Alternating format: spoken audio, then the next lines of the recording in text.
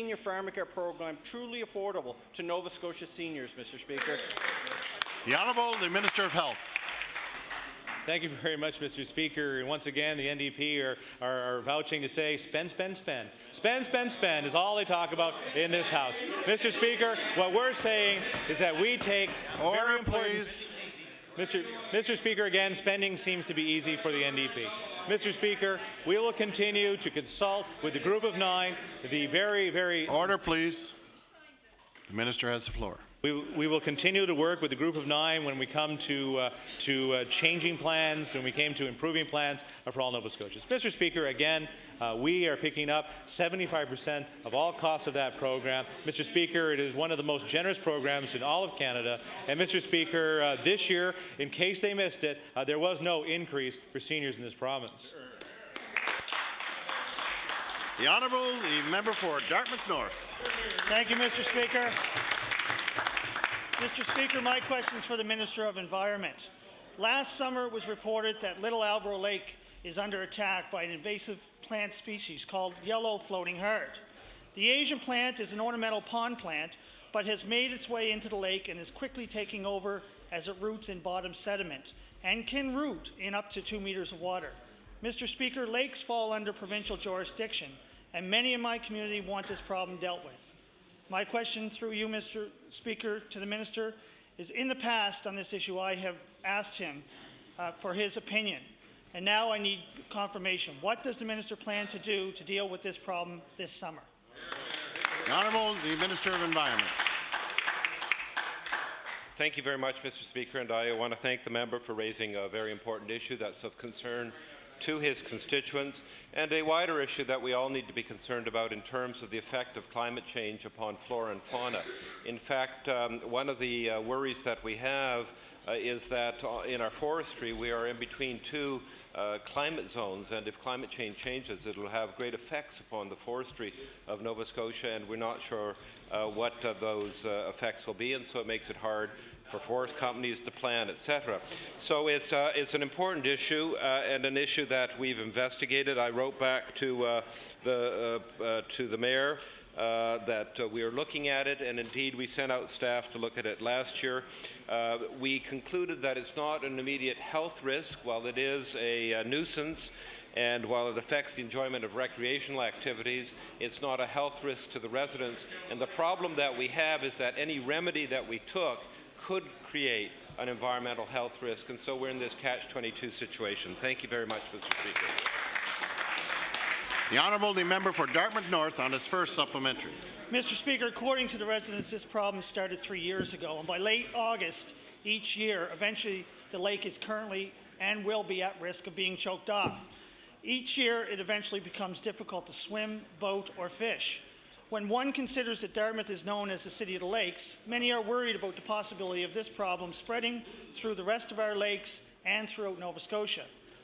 My question through you to the Minister is, what will this Minister do to stop the spread of this and other invasive aquatic species?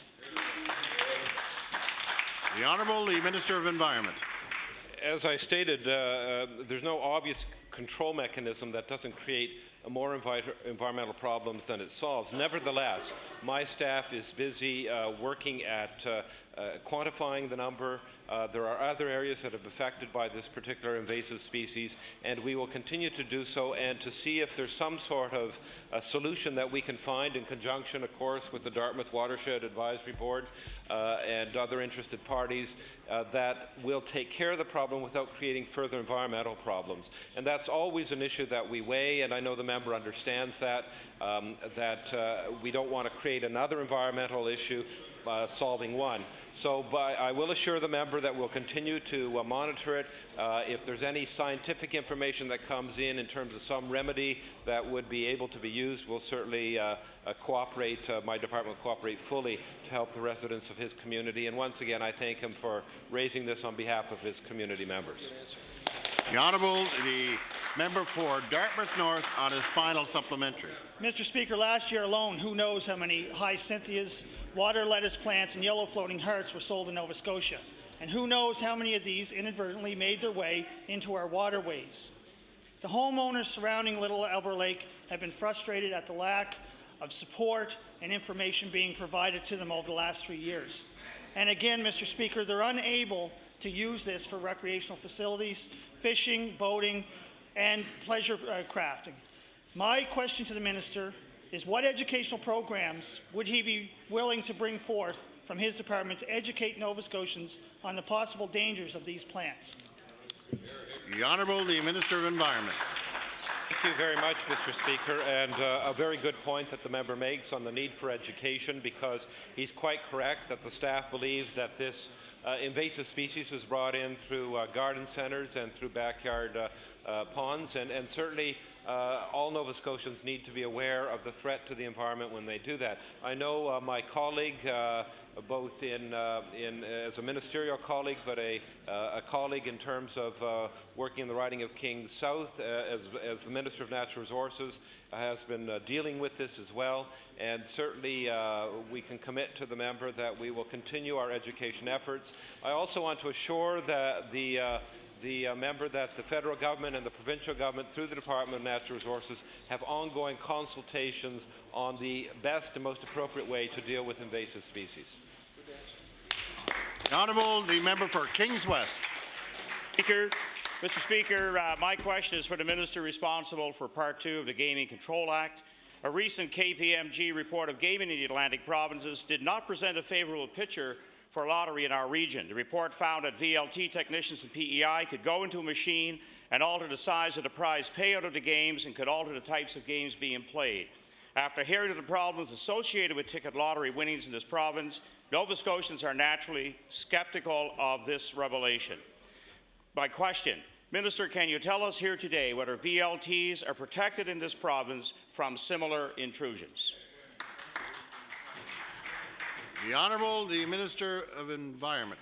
Thank you very much, Mr. Speaker. And the member opposite is aware that before this KPMG study was launched by the Atlantic Lottery Corporation, that we were the first province through my department to launch a study on ticket lotteries. And Mr. Hogg was conscripted to do that, volunteered to do that, along with two other members, one from the academic community and one from the police enforcement community.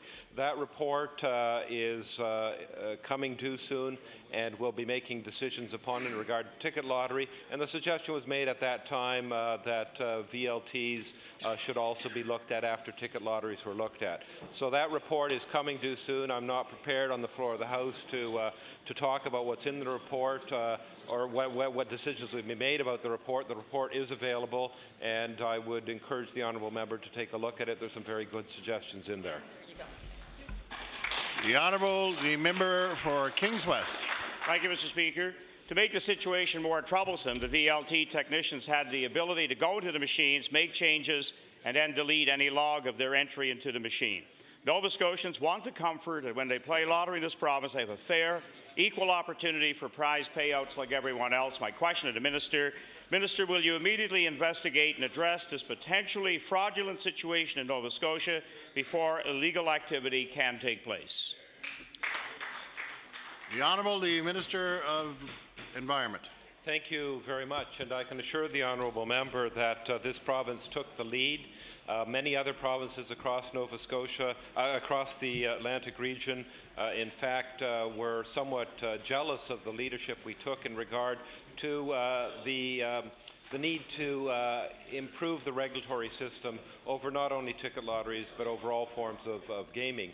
And so, having taken that lead, I think the member should be assured that we will continue with that lead. The Honourable the member for Kings West on his final supplementary.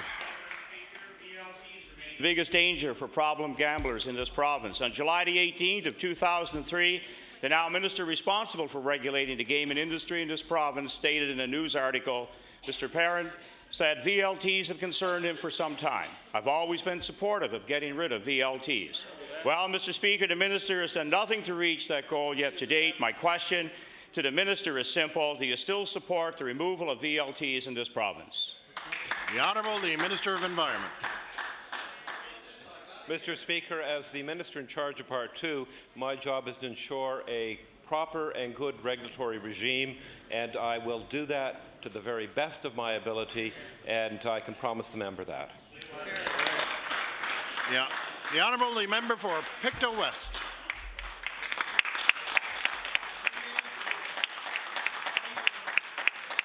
Well, thank you, Mr. Speaker, and I'm proud to come from Pictou County, and I wanted to speak about a real gem and ask a question about the Summer Street Industries located in Pictou County in New Glasgow. It is a place where people care and really share their compassion and serve people there. Order, please. Member for Pictou West has the floor. It's a place where intellectual disability folks have been looked after since 1968, and a very caring staff that look after them there. In fact, there's 139 clients, and the problem is that the Department of Community Services is only funding 80 positions, expecting the community to come up with the rest. And in tough economic times, that's tough to do. It gets more challenging every year to get those charitable donations. So. Order, please. The time allotted for oral question period by members has expired. The Honourable, the Minister of Health. On a point of order. Thank you very much, Mr. Speaker. Mr. Speaker, I endeavored or said that I would get some information for the member for Glace Bay from his question that led up to it. On Career Beacon today, there are 103 postings for registered nurses, asking for, I would say, somewhere in the range of 150 nurses in the province. Mr. Speaker, at the end of academic year 2008, there will be 296 registered nurses graduating, and at the end of this academic year, there'll be 153 LPNs graduating. Mr. Speaker, that is the highest number of nurses graduating from Nova Scotia schools since the two-year programs were cut back in. They were cut. Mr. Speaker, the biggest question I really have to say is that we're really still trying to catch up from all the nurses that were let go in the mid-90s. The Honourable, the Minister of Service, Nova Scotia and Municipal Relations on an introduction. Thank you, Speaker. And I'd like to introduce to members of this House a student at Auburn High School who was accomplished in minor hockey and as a baseball player, a young Mr. Brendan McNeil. He is now taking part in a co-op program working with the Provincial Registrar's Office, and he's here in the gallery today, and I would ask the members of the House to give him a warm welcome. Thank you.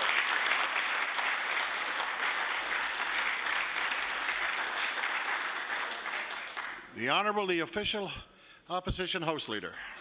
Thank you, Mr. Speaker. I'd like to call Bill 37. Bill 37.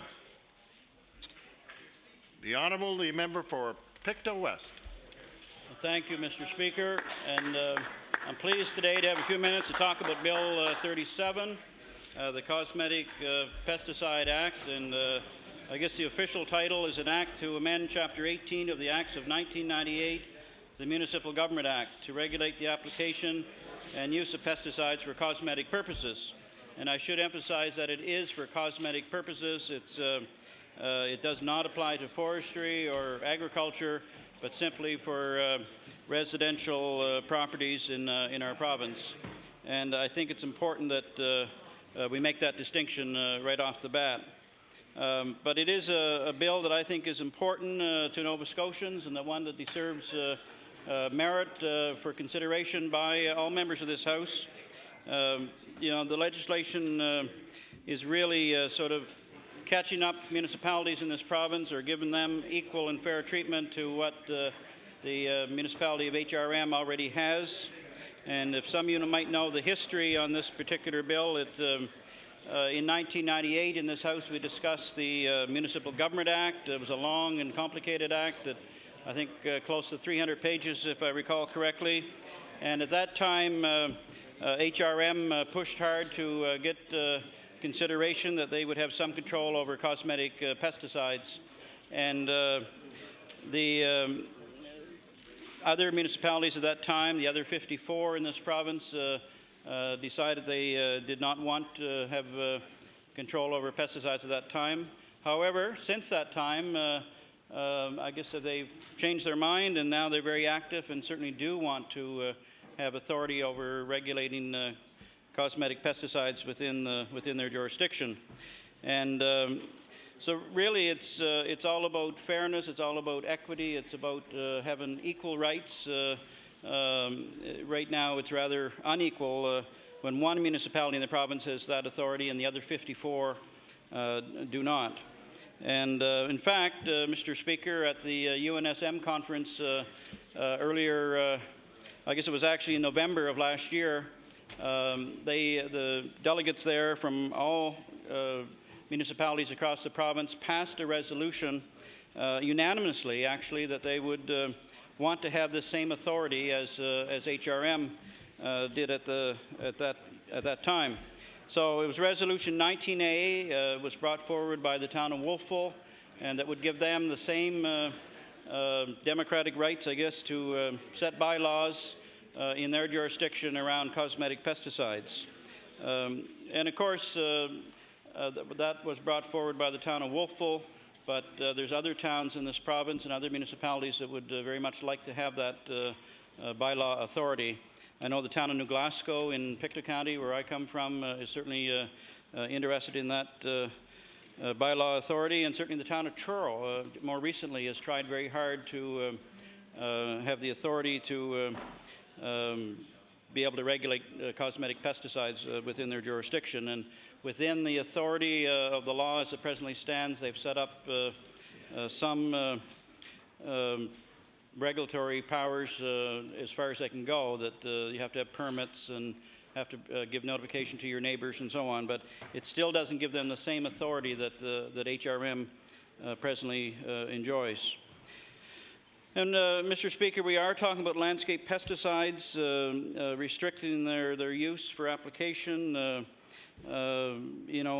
pesticides to control weeds that some people are considered not pleasant, or I guess they're considered a noxious weed. I guess it depends on your definition of what you consider to be a pleasant plant or not.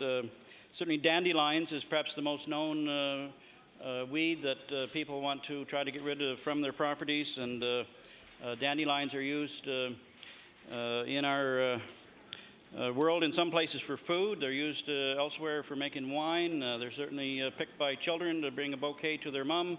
It's all depends on your definition of what you consider noxious or unpleasant. So, in my opinion, dandelions are a pleasant flower that, but other people have a different opinion. We're talking about not just herbicides like Roundup that might control dandelions. We're talking about insecticides like diazinon that might control cinch bugs, fungicides such as benlate or benelman, perhaps even miticides. So pesticides control includes a whole broad spectrum of products. In fact, there's hundreds of different pesticides in the world at this time. So why is it that people want to get rid of these? And Mr. Speaker, maybe while I have the opportunity, I know they were tied up previously, but I see there's a couple of people in our West Gallery that I'd like to introduce to the House that have a great deal of interest in this topic. And so in our West Gallery, I'd like to introduce Helen Jones and Maureen Reynolds. I'd ask them to stand. They're from Pesticide Free Nova Scotia, and ask the House to give them a warm welcome.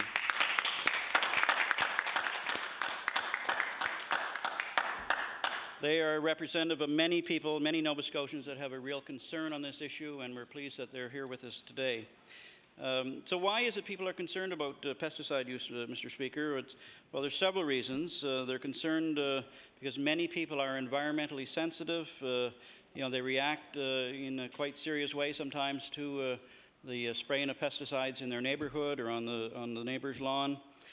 People are concerned. The municipalities want the right to be able to protect their citizens within their communities. They want to protect the health, the well-being, the safety of communities. Really, when we have so many unknowns and questions about it, it's the precautionary principle really should apply. When you're not sure of the consequences of a product or how it might affect people or environment, it's best to err on the side of caution. And certainly there's health experts that have established a connection between pesticide use, landscape pesticides, and serious illnesses, serious health problems. Just yesterday, Mr. Speaker, I had the opportunity with a number of the members of this House to attend the Cancer Care Nova Scotia's breakfast, and it was pointed out there by the Executive Director of Cancer Care Nova Scotia that there's a number of concerns or a number of links that have been established between cancer and the use of pesticides in our world. And in fact, Mr. Speaker, Nova Scotia, unfortunately, has the highest cancer incidence of anywhere in Canada, more than any other province. And unfortunately, we also have the second highest mortality rate of cancer in this country. 5,800 Nova Scotians will learn this year that they have cancer, and 2,700 Nova Scotians will die of the disease. So there's lots of reasons that may cause cancer, but it's certainly a concern to all of us, and it's a disease that touches too many families. And so it's worrisome the links that have been established between pesticide exposure and the disease of cancer.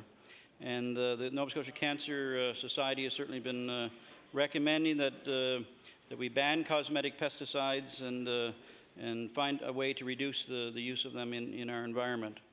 And I guess one method that we could do that is to give municipalities the bylaw authority to regulate cosmetic pesticides within their jurisdiction.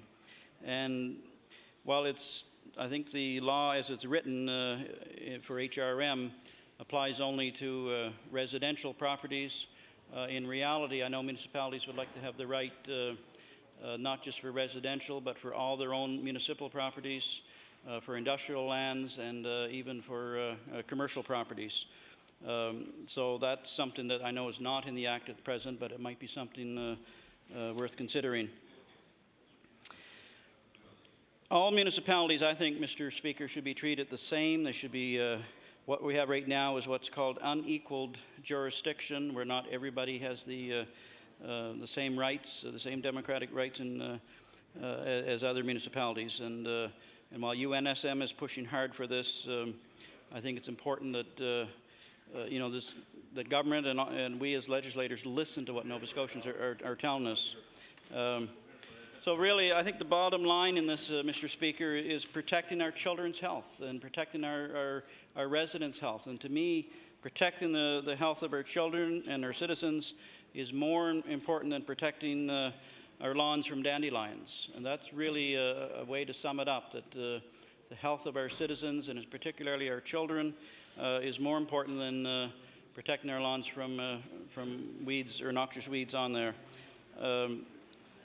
I guess as a grandfather, I have two young grandchildren that love to get out and play and romp around the front lawn or the back lawn, and you know, all children deserve the right to be able to go out on their property or maybe the neighbor's property and romp around and play and somersault and do the things that children do without the worry that there could be pesticides there that are affecting their health. And I think it's incumbent upon us as legislators to protect our children, protect our families in that regard.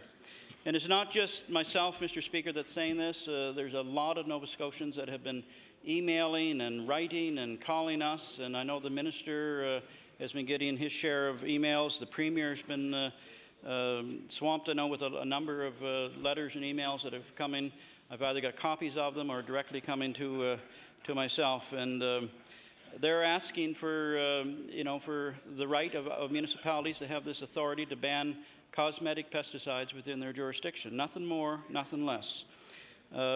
Earlier in this sitting of the House, I tabled a petition on behalf of 68 Nova Scotians that have loud and clear signed their name to a letter or petition stating that they find it unacceptable that one municipality in this province has the right to ban cosmetic pesticides and other municipalities do not. And they're not happy that we have this really a double standard, one for one municipality, nothing for the other 55. And perhaps there's other ways to tackle the issue, but I think the first step would be to give all municipalities equal rights and equal authority to pass bylaws in this regard.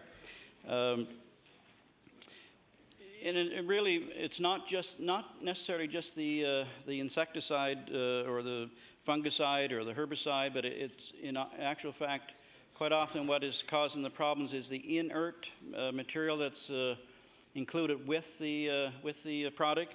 And sometimes 99% of the product that's in a bottle or a jug is actually an inert product, and it's not the fungicide or it's not the insecticide per se, which is bad enough in itself, but it's the unknowns in the sticky material or whatever it is that helps it accumulate to the lawn or to the side of the building or whatever.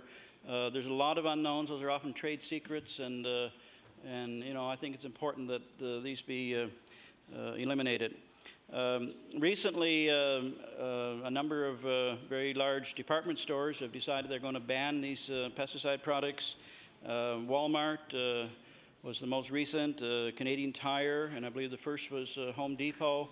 And they said our customers are telling us they don't want these products anymore, and it's time to get rid of them off our shelves and out of our environment. Other provinces, Quebec was the first to lead the nation in banning cosmetic pesticides. PEI is considering a ban. And just very recently, Ontario has passed legislation, the toughest in North America, I'm told, to ban over 300 different pesticides from the cosmetic pesticides from the environment. And a recent poll has shown that 69% of Nova Scotians don't want cosmetic pesticides in their neighborhoods or their environment. So I think, again, I just want to repeat what I said a couple minutes ago, that protecting our children's health, protecting our citizens, I think, Mr. Speaker, is much more important than just protecting our lawns from dandelions. And I hope that this government will give serious consideration to the passage of this Bill 37. Thank you, Mr. Speaker. Thank you. The Honourable the Minister of Service, Nova Scotia and Municipal Relations. Well, thank you, Speaker. I'm pleased to stand before the members of this House to offer some reflections on Bill 37, which calls for amendments to the Municipal Government Act. And I can, like the Honourable Member from Pictou West, I too had the distinct privilege of sitting through that law amendments process back in 1998, and I think the member from Halifax-Shabak did too, and can remember the controversy and the different opinions that were presented at that committee at great length and often with great passion. Mr. Speaker, the result of that in 1998 was that the Municipal Government Act did contain a clause which gave the Halifax Regional Municipality the right to regulate and actually ban the use of cosmetic pesticides. Mr. Speaker, it was, at that time, it was 1 for and 54 not for. Now, that doesn't necessarily mean they were against, but clearly they, at that time, did not want that authority, because I have every reason to believe, and I see the member from my good friend from Timberley Prospect also had the privilege of being there at that time, and he would probably support me when I said, had the other municipalities wished to have that, they would have gotten it at that time. I really think that certainly there was no desire in that time to do that. Now, the government brings in regularly amendments to the Municipal Government Act. Indeed, I tabled some earlier this week to ensure that the municipalities have a modern legislative framework so that it can deliver services to its citizens. And Mr. Speaker, changes that we table in the House to the Municipal Government Act are typically presented because there has been consultation with the Union of Nova Scotia Municipalities or the UNSM or the municipalities themselves. Indeed, it's, I guess, practice in my department, along with my predecessors did the same thing. We don't do it unless we basically have some sort of consultation with the municipalities. That doesn't necessarily mean we are seeking their permission, but it does mean that we do work with them as partners, and we want them to understand how the department is thinking. My department thus meets with the Union of Nova Scotia Municipalities on regular basis, and we talk about discussions. We have discussions regarding regulatory tolls they need to manage and maintain communities and towns across the province. I also meet with representatives, the administration of the UNSM, the elected officials, as well as the executive director, as to my staff, to hear firsthand of their issues and concerns. Actually, Mr. Speaker, one of the things that we implemented last year was a municipal roundtable, and we meet every quarter or something like that, and there are a group of ministers who meet with the UNSM, so that not only the Minister of Service Nova Scotia Municipal Relationships, but other of the ministers get a chance to interact directly with the UNSM and to get a flavor for some of the things that they are very concerned with. And Mr. Speaker, I know that this year, from my discussions with the UNSM, and to be quite candid, I can tell you that every time I meet the president of the UNSM, who happens to be the Deputy Mayor of Wolfville, Mr. Bob Rye, his second thing after saying, "How are you?" he said, "Where are we on the pesticide resolution?" Clearly, they are very high in the priority list, and I guess if you were looking at the resolutions that have come out in the last 2 years, this would be probably number 2 after the Memorandum of Understanding, which we as a government did enter with the UNSM, talking about how we were going to share the finances for things such as education, corrections, and housing. And we signed a Memorandum of Understanding in 2007, and the terms of that MOU were reflected in this year's budget. And I'm happy to report that the measures agreed to in the agreement were incorporated in the statement made by my colleague, the Minister of Finance, yesterday. Now, before going any further, I want to give the host a little bit of background on the issue of pesticide use in Nova Scotia. When the MGA was adopted in 1998, as I had said earlier, HRM requested and received the authority to prohibit the residential use of pesticides, and they were the only municipality at that time to request that authority. And I would like to note, as the honourable member from Pictou West reinforced, that HRM's authority applies only to residential use and does not include agricultural, commercial, or forestry areas. At the same time that HRM received the authority to ban the commercial use of residential use of pesticides, all municipalities were given the authority to establish a registry where individuals can register to be notified when pesticides are going to be used by their neighbors. At that time, Mr. Speaker, municipalities, with the exception of HRM, felt that adopting the registry was the appropriate step to take, and they, as I said, had no interest in having the authority to ban cosmetic pesticide use. However, to be quite frank, a lot has changed over the past 10 years, and the UNSM now has requested the authority to ban the use of pesticides on residential property in all communities if the individual municipal councils would like to do that. And Mr. Speaker, the request of the UNSM is really much broader than that covered in Bill 37. As I understand it, Mr. Speaker, the amendments in Bill 37 would allow for a prohibition of cosmetic pesticide within use within a specified distance of properties that are registered. This, Mr. Speaker, to be quite frank, would not satisfy the regulatory request that UNSM believes is necessary.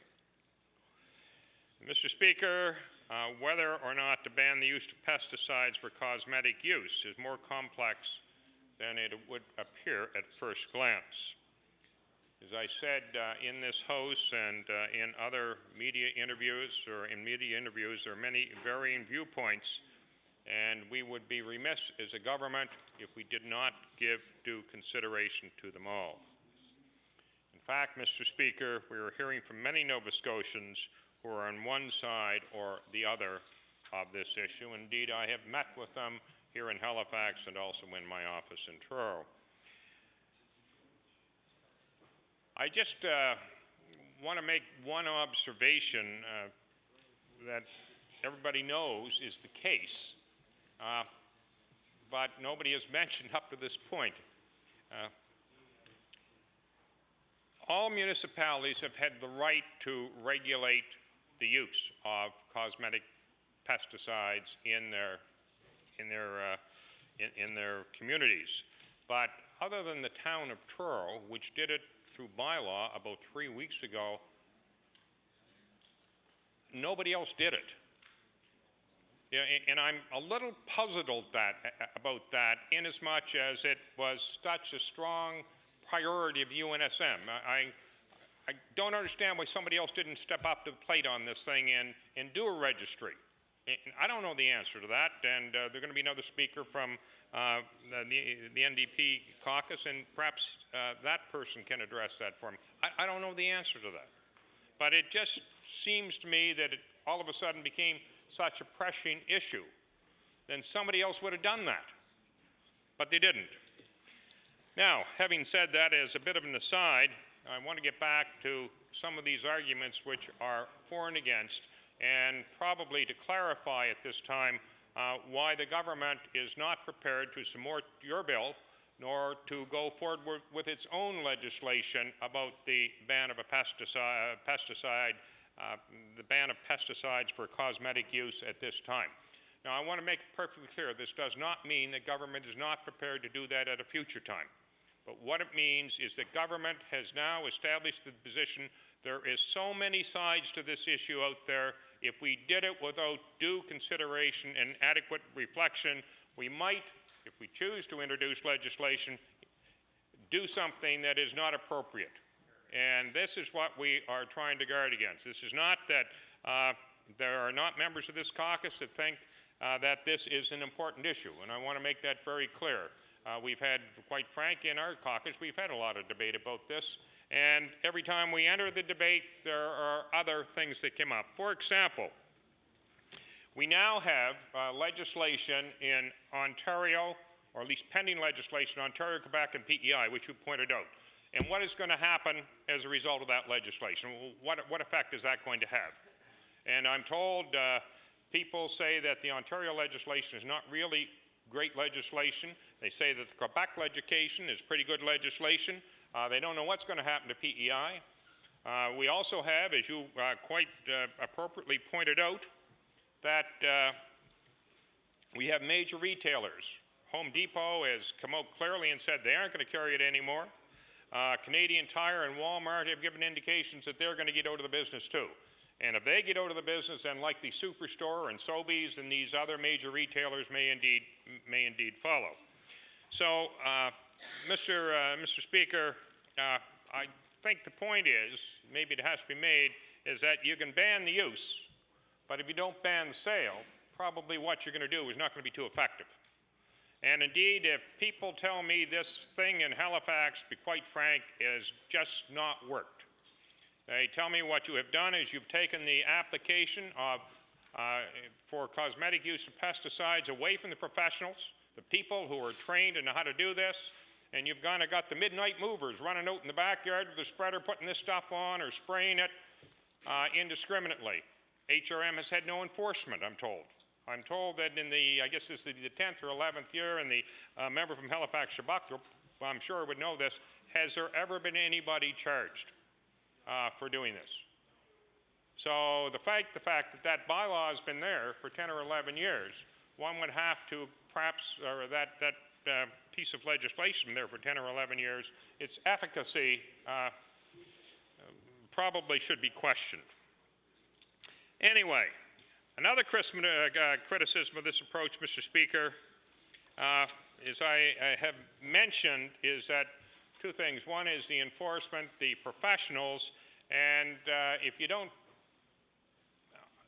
people still can access it, then it's maybe not the product itself as much as the inappropriate use of the product that is the major problem.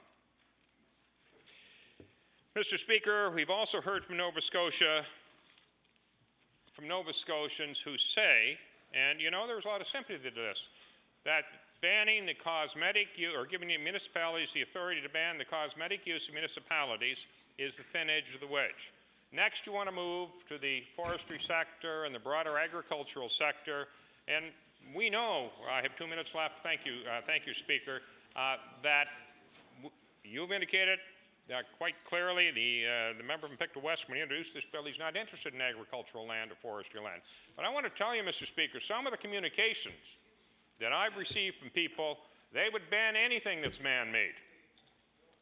It's, if it's made by man, and I should say people, man-made, person-made, or whatever it is, it's bad. Anything synthetic is bad. So to say that you're not going to get pressure to go that next step is wrong. And you know some of those people, I know some of those people, and they get the municipalities get the authority to ban the cosmetic use of pesticides.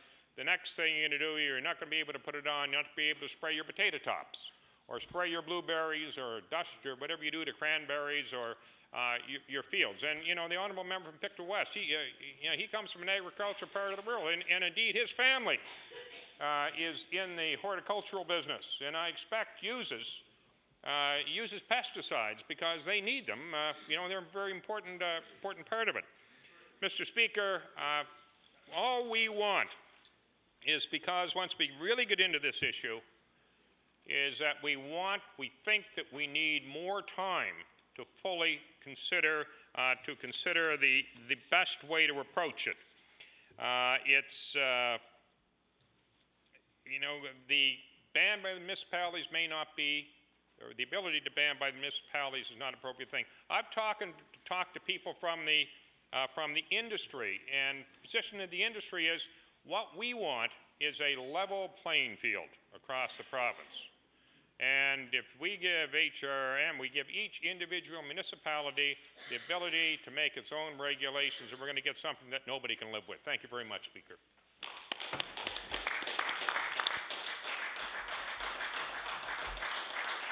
Thank you. The honourable member for Halifax, Clayton Park. Thank you very much, Mr. Speaker, and it's a pleasure for me to rise tonight to talk on this bill, which is an NDP bill number 37 here on Opposition Day. The bill is calling for the government to enact controls that would allow municipalities, would enable municipalities to control the use of cosmetic pesticides or pesticides used for cosmetic uses. I think the important part is that it's an enabling clause that's being looked for, and that's also my understanding from UNSM and the resolution that they passed recently at their annual general meeting, that unanimously the members of the UNSM, that's 55 municipalities, voted to say they would like to have the power to determine what happens within their own municipal units. And I will say that this is a tremendous change from 10 years ago. And what's most interesting to me is that this reflects a major shift in the municipalities' thinking, and they're reflecting the views of the people who live within their municipalities, Mr. Speaker. And I believe that perhaps the Speaker himself has had direct experience with this when as a member of government, when many of the municipalities did not want this power, and the minister has mentioned that. And they didn't want it at that time because really the public opinion had not come far enough along. We weren't as aware of the impacts of pesticides. In fact, they were in common use, often being used. People just accepted their use, and they hadn't been questioned to the degree that they are today. And I think here in Nova Scotia we should be proud of HRM, who sought the enabling changes and went ahead in the face of a lot of opposition at that time to be the largest municipality to have taken that step. And I believe it was 2000, around 2000 that they got that authority. It might have been 1999. was it? They got the enabling power in 1998, but they were definitely ahead of the game in terms of recognizing the need for this change. And, you know, as I say, I think we should take pride in the fact that here in Nova Scotia, we had a large municipality that tackled that issue early on. And as I say, it was not smooth going, and there was very little precedent in other places in Canada. Well, today, Mr. Speaker, there are something like, I'll see if I can get the right number, there's a large number, there's over 60 municipalities across the country now who have passed their own bylaws to control the cosmetic use of pesticides. So you can see that in this instance, we were leaders in the country. And now what's happened is there's been a big shift in the way people view this. I think a lot of the difficulties have been ironed out in HRM. I had the privilege to sit as a city councillor here in HRM in between 2000 and 2003, and it was still an issue of discussion then, with people wanting to have broader uses of pesticides. It came up periodically that we should reverse or perhaps water down our bylaw. But the councillors stood firm and continued with their education, with the idea of helping to empower the citizens of this municipality to know that there are other ways that you can control pests in your lawn. There's other ways for lawn maintenance and care of your yards. And people have changed their practices, quite honestly. Now, the ministers mentioned those people that like to go out under cover of darkness. And I would say there are fewer and fewer of them as a result of that major movement in our public opinion, that people now really recognize the danger of it. They recognize the impact on people who have sensitivities. You know, whether or not your immediate neighbors do, whether or not you're aware of it, they know that this has profound health impacts on some people. And you look at how careful we are even now about scents and scented products in buildings and churches and schools. You know, this is one other piece of that spectrum. We know that these chemicals have a tremendously negative impact on people. Some of us are aware of it, and some of us do not perhaps exhibit the same reactions. However, we're certainly being affected. And earlier, the member for Pictou West mentioned that there are a lot of high cancer rates in this province. That's a concern to all of us. And I believe the connection between chemical exposure and cancers are pretty clear. In fact, there is a statistic that shows that regular golfers, have a higher rate of cancer, it's testicular cancer, than other people. I believe it's because of the use of pesticides on golf courses, although I am drawing a conclusion there. However, you know, one of the other concerns that has been raised by the minister, which I think has to be addressed head on, is whether or not there's a concern that this is the thin edge of the wedge and that we're heading towards control of agricultural practices or forestry practices. And I think that should be laid to rest right now. HRM has not taken their bylaw and their control within this municipality to any of those practices. They have not interfered with golf courses, which are commercial. Neither have they interfered with agriculture or forestry. And bear in mind that HRM is the size of Prince Edward Island and has a lot of forests and a lot of agricultural uses. And they have not taken it that way. So I think you can rest assured, and the people of Nova Scotia can rest assured, that this is not an attempt to regulate or impact commercial activities. The bill that was drafted that we're discussing today says specifically in its final clause, I think to add some certainty for people, it says, but for greater certainty, not the regulation of property used for agricultural or forestry purposes. And I think that has to be taken on the strength of what it says there. If it was passed into law, it would definitely assure people in those activities not to be concerned that that's not an issue. And Mr. Speaker, I go back to just how much society has changed. It's really remarkable that where municipalities had a fear 10 years ago about having this power and being pressured and not knowing what is the right thing to do, today they know, and they want the power, and they've said unanimously that they're ready to accept that decision and ready to look at the pros and cons. And there's no question that I believe the best level of government to make that decision is the municipal unit, because they understand their communities, they're closest to the people. And I think in this case, we would find that they would be acting, you know, almost in unison in moving forward with bans on the cosmetic use of pesticides. Again, all they need to do is talk to the IWK, look at the cancer rates, the incidence of children with cancer and leukemia. different types of cancer, and recognize that there's a clear connection to the use of pesticides and other chemicals. And some of it we can't even trace directly because there's such a lot of negative environmental factors that are coming together. Nova Scotia, as we've said before, has one of the highest rates of cancer in the country, and that's something that we should be doing all we can to control, to take away those causes of cancer. We know some of it is because of air pollution, some of it is because of dirty power plants. We know that. We have to take every step we can to improve the health of Nova Scotians. We also have, Mr. Speaker, the second highest level of childhood asthma in the country, I think next to PEI. That, again, has to do with chemicals. It has to do with pollutants in our environment. And anything we can do that's going to improve our health rates, make our young people and adults as well healthier and more productive is very, very important. I think we should be taking the lead. And I go there because I don't believe this legislature should be faint-hearted about moving on a bill like this. Whether the government wants to bring in their own bill, whether they want to pass this bill, if they don't think this bill addresses all the issues, then maybe you should draft one that does. But I think that we need to take steps because the public are looking for leadership, and they're seeing it from the commercial sector. Imagine that, Mr. Speaker, that we have major retailers that are willing to say, we're changing our practices. We're not going to be selling these products anymore. Because if there was one shortcoming in HRM's bylaw, it was the fact that you could still buy the product, that it's available on the shelves here in Nova Scotia. And that's a bit, ironic. If you're going to say you can't use the product for the majority of the applications, which are residential, then it was certainly a weakness that you could still buy the product.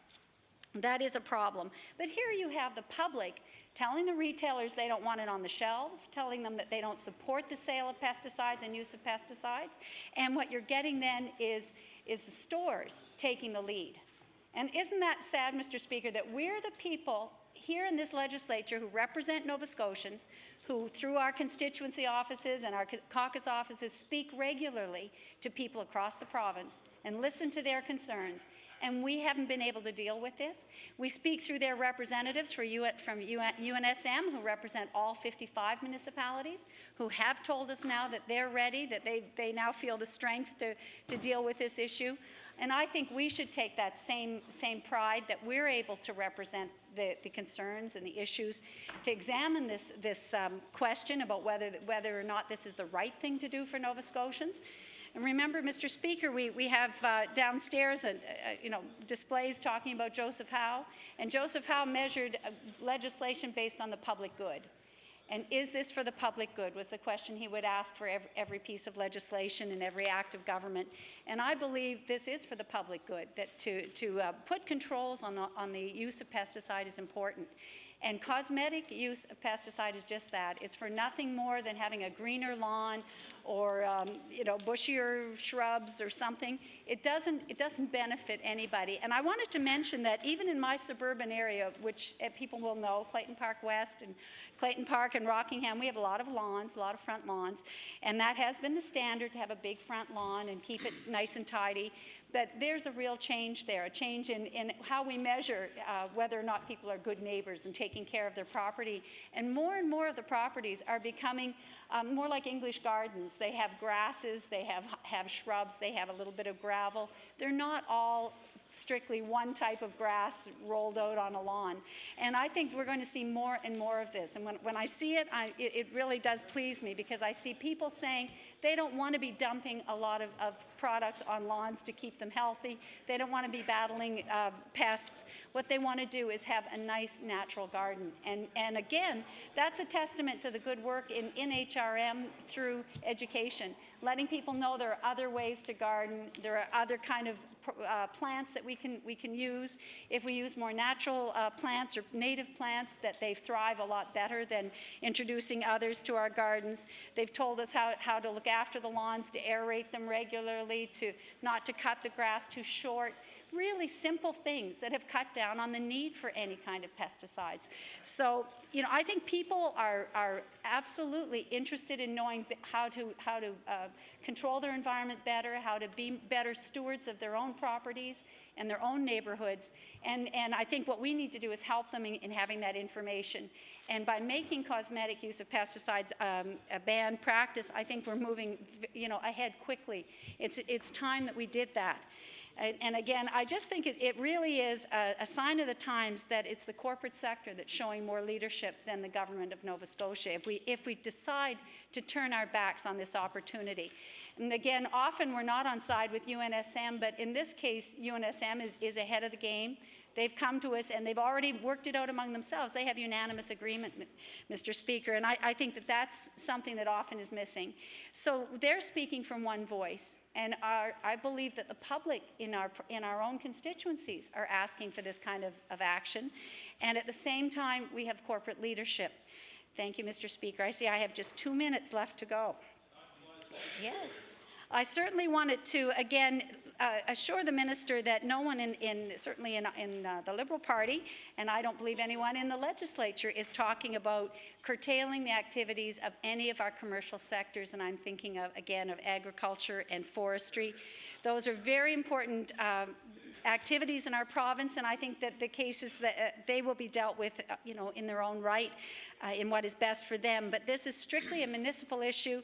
It's dealing 100% with residential properties, and I think we need only look at Government House here on Barrington Street, which is the Lieutenant Governor's home, and I know that yard and that garden are beautiful, and our public gardens are beautiful. The ban that was put on in HRM covered all of government-owned properties as well, so our parks are being maintained pesticide-free.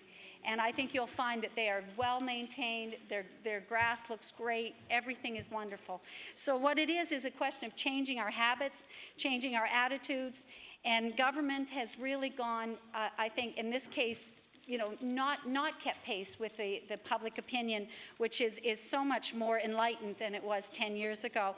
I think we have to keep in mind the people in our midst, our citizens in our midst who are very sensitive, who require this, not just because it's the right thing to do for the environment, but because it impacts their health in a very negative way. And I think we should all take our hats off to the UNSM and thank Bob Rye for bringing it forward as president of the UNSM, to bring it to our attention, to get the people of Nova Scotia aware of it, and to ask us all to take this action in the near future. I'm disheartened to hear the government saying that they're not anxious to do anything at the moment. I believe there's been a lot of consultation, and that, again, this is an important thing that we move on. The sooner the better. Thank you, Mr. Speaker. Thank you.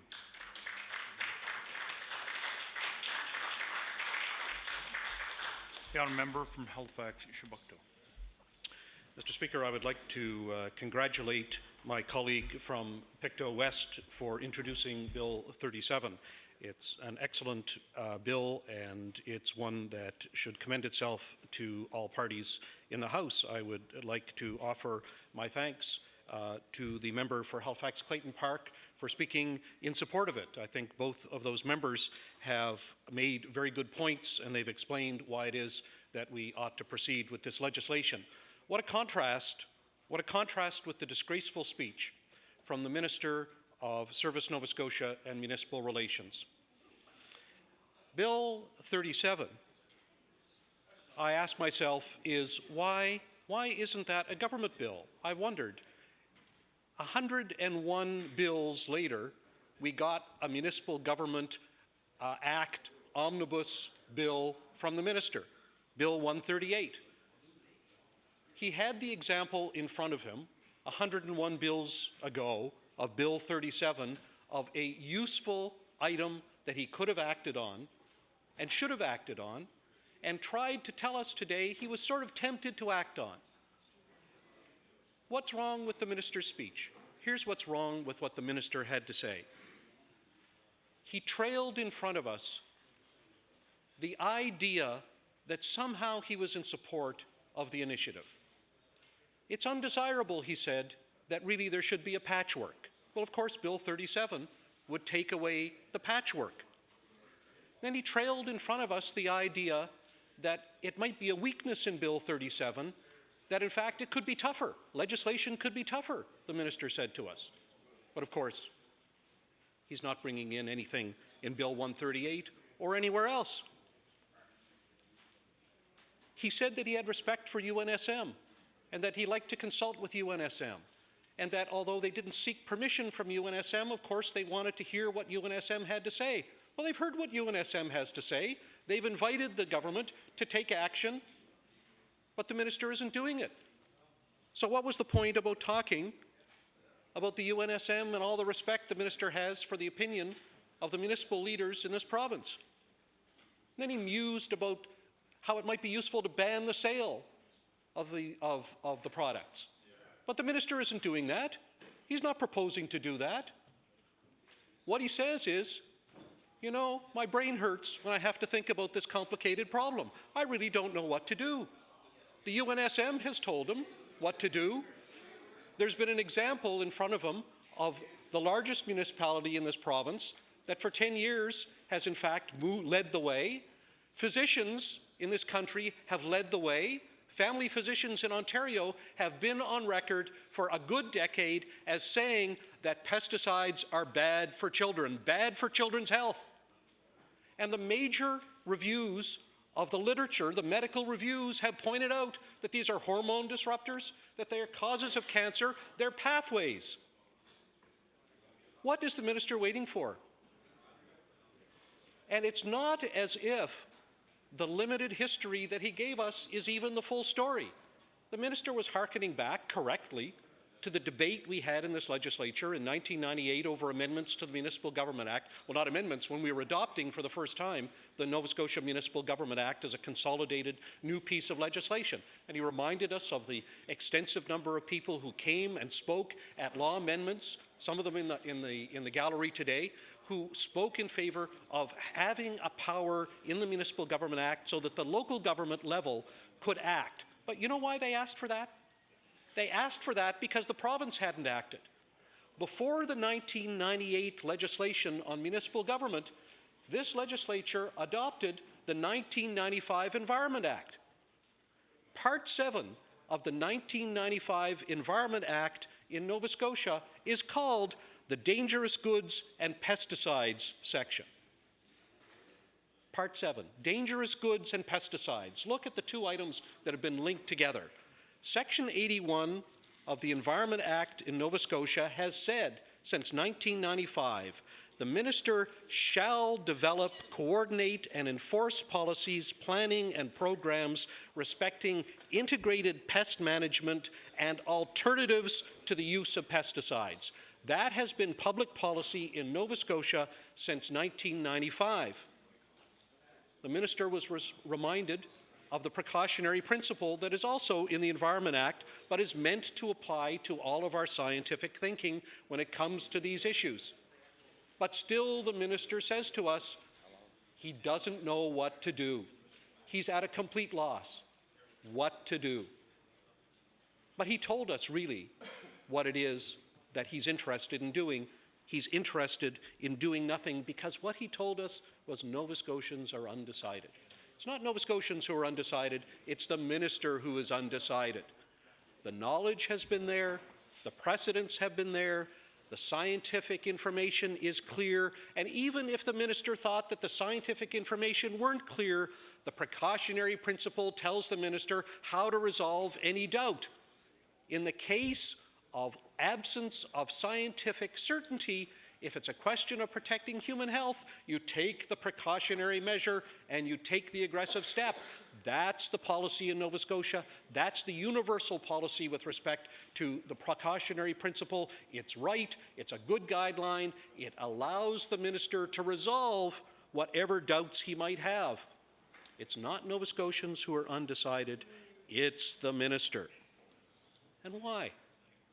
What solid reason, if any, did he give for not moving on this? And I ask again, why is it that this isn't a government bill? If the government wanted to come in with a stronger bill, bless them. Let them do it. Let them do it. And they had the opportunity last week with Bill 138. They didn't do it. The minister has a number of weeks left in this session. He can bring in another bill if he wants to. Let him do it. It's not as if the precedents are missing. It's not as if this is a difficult drafting exercise. This is a simple drafting exercise. In fact, let me offer the minister an alternative to Bill 37. I think Bill 37 is useful because it puts all the municipalities on an equal footing. Here's another way. Here's another way the minister could put all municipalities in Nova Scotia on an equal footing. What this bill does is it repeals Section 533 of the Municipal Government Act, which applies only to HRM. And what it does is it changes the wording of Section 172(1)J. What the minister could do is he could, in fact, repeal both of those sections of the Act. What would be the result of that? The result of that would be exactly the situation in the province of Quebec when the famous case of the town of Hudson versus Spraytech ended up in the Supreme Court of Canada in 2001. When the town of Hudson in Quebec, 7 years prior to 2001, passed their bylaw to regulate pesticide use in their municipality, they didn't have the equivalent of a Section 533 of our Municipal Government Act. They didn't have the equivalent of a Section 172(1)J of our Municipal Government Act. What they had was a statement in the province of Quebec's Cities and Towns Act that was spoken of in general terms. That is, the municipality had the power to enact bylaws for the health and welfare and well-being and safety of the residents of their municipality. And that raised the legal point, was that sufficient as a power to enable that municipality to regulate pesticides? That case ended up at the Supreme Court of Canada, and the Supreme Court of Canada told us in 2001 that that omnibus power, that general power, those general words were perfectly sufficient to support a pesticides regulatory bylaw. So there's an alternative for the minister. If he's having trouble thinking of ways to draft a bill, there's an alternative. And I know that people have written to him and pointed this out. Again, people in the gallery have written to him to point that out, that that's an alternative. So it's not as if this is a tough problem to solve. It's not as if the right thing to do is not in front of the minister. It is. It's in front of the minister and abundantly clear, but the minister chooses instead to blow smoke at us. The minister must think, when he makes the kind of speech that he made, that either we in the House or the public listening at home are extraordinarily stupid and can't understand what he says. But I assure the minister that that isn't true, neither in this House nor the people at home. And it's exactly why it is that the minister shows himself and his government to be out of touch with what it is that people in Nova Scotia are asking for. This is a simple, straightforward thing. And I say that the minister and his government are going to pay for it come the next election, because they're out of touch, even in the minister's own municipality, which he's pointed out himself. He's pointed out happily, apparently in his speech, that he's out of touch with what it is that the elected municipal people in the town of Truro want. How can that be? How can that be? But if you hunker down and you put the blinders on and you decide that you're not going to move on something, that's what you get. And that's what we have here. I suppose pro forma, we should note a couple of things. We should note, of course, that there are alternatives to the use of cosmetic domestic pesticides. As other speakers have noted, this bill has nothing to do with forestry, commercial forestry. This bill has nothing to do with commercial agriculture. This bill sets the stage for what it is that people can and cannot do with respect to their lawns and gardens on their homes. That's the focus. But you know, 80% of Canadians now live in urban areas. This is hugely important. And I'm far from suggesting that the government shouldn't think seriously about how pesticides and herbicides are used in forestry and agriculture. They should. They should think about it because of the health and safety of the people who work in those industries. But that's a debate for another day. What we're talking about is the whole issue of cosmetic domestic use of pesticides for lawns and gardens. That's the focus. That's the issue. And for the minister to try to suggest that there's something else at work, is completely wrong, as indeed has he's been shown. Order, please.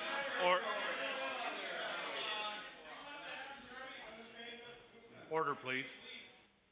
Order, please. The honourable member from Halifax, Mukto has the floor. Thank you very much, Mr. Speaker. When it comes to taking care of people's lawns and gardens, there are any number of responsible alternatives that don't require the application of pesticides. And that's true whether the problem is cinch bug, or whether the problem is other kinds of pests, or whether the problem is simply that people want to have the so-called perfect-looking lawn. The main book on this subject is called The Lawn, The History of an American Obsession. It is an obsession. It's an inexplicable obsession, the way people are sometimes attached to that neat and trim look of a patch of grass of only one species with nothing else on it. No clover, okay? Nothing else. But that's passing. That style is passing. There may be individuals who continue to want that, but you know, they're no longer, I think, in the majority. The time is passing, and furthermore, what we have to engage with is how neighbors interact with each other. That's what this bill is about.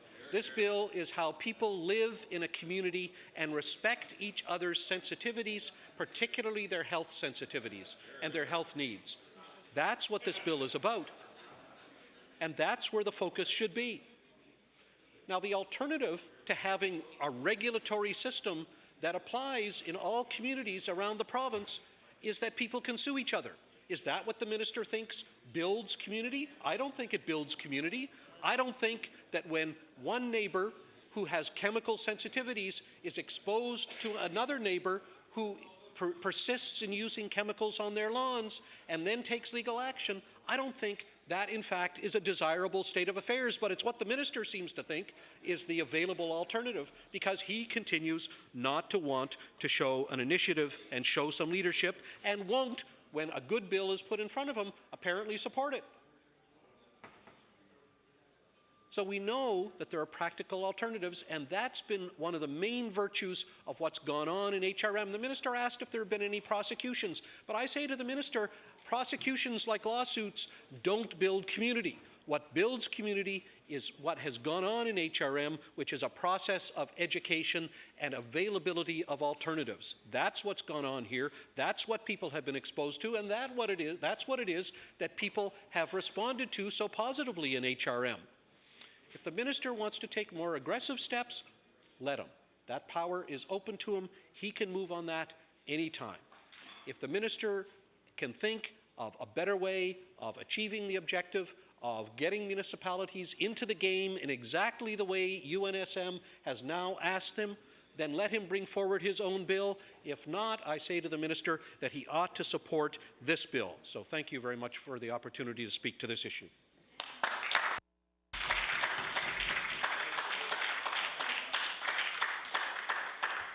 Thank you. Time has expired now on Bill number 37.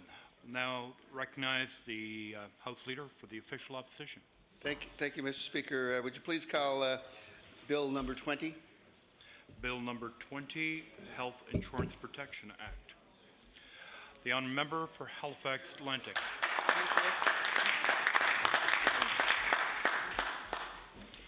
Thank you, Mr. Speaker, and thank you for giving me the opportunity yet again to speak on this bill, which is now numbered number 20.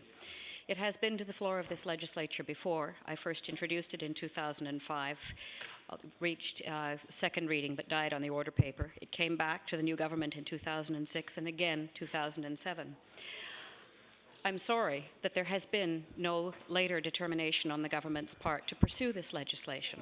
Why is this? Only yesterday, this government announced a $31.7 million investment in family pharmacare, a much-needed investment because there are people in this province who are without pharmaceutical drug coverage. And I think all of us in this House have probably encountered people suffering the ravages of illness without the needed medications. I'm glad that this government has recognized the need for this investment. I'm glad that this government has 50,000 people who are supported through community services with pharmacare. But what I would like to know is whether or not this government has investigated the number of people who in fact have been previously entitled to pharmaceutical drug coverage through years of faithful paying of premiums and have become disentitled to that coverage because they have lost their jobs or their connections to group insurance, either through losing a spouse to death or divorce, growing out of the age of dependency with a family, loss of a job, voluntary or involuntary. And I hope that the government has in fact done its homework and knows just how many of the people who are now mercifully going to be extended pharmaceutical drug coverage may in fact have already been entitled to that coverage but are not receiving it as a result of this government's failure to further investigate this. People lose health coverage through a variety of means. As you know, as everybody here knows, it's possible to buy individual drug coverage. Many people do when they first reach the age at which they can afford to do so. Many other people are very, very grateful to receive group health insurance coverage through their employment. Unfortunately, that coverage can disappear. Think of the case of a 40-year-old person who's been perhaps married for 14 years, had a couple of children, either her marriage breaks down or the job is lost, and all of a sudden there is no longer health insurance coverage. That person has got to go back to scratch, has to look for new health insurance coverage on an individual basis, and everything that's happened during that 14-year period is now an excluded condition. Think of a 19-year-old who perhaps has had asthma and who is leaving his parents' home. That person now has a pre-existing condition. That asthma may not have manifested since the child was 5 years old, but it's a pre-existing condition, and individual health coverage here in Nova Scotia will forever be granted only on the terms of the exclusion of the asthma that child had as a young person. Or think of a 58-year-old, 59-year-old man with diabetes whose wife works, say, for the Provincial Civil Service or for another large employer who has group health insurance coverage. And that person's supplies and medications are covered because premiums have been faithfully paid throughout all those years in which that person was employed. And the woman who is the primary carrier has a heart attack, is no longer there, and that man is a widower. All of these cases are people who now either have no health insurance coverage or must seek new health insurance coverage on the terms of, which is not on the terms of the old. What I want to know is whether this government has really seriously investigated the cost and is duplicating coverage which people have already paid for. I do know that when I pay for a service, I expect it to be delivered. When I have invested in healthcare premiums, I do expect to have the benefit of that, and I do not expect to pay a second time. And I hope that this government has seriously looked at how many people have already, people and their employers, have been contributing premiums to healthcare plans and have then lost them, have then lost the benefit of them. Because if this government hasn't pursued it, this government is taking the pocket out of all Nova Scotians and leaving behind people who really need services that need to be delivered. It means this government isn't helping with heating costs. It means this government wants other people next winter, as well as this, to be forced to move into shelters because they simply cannot afford the cost of heat.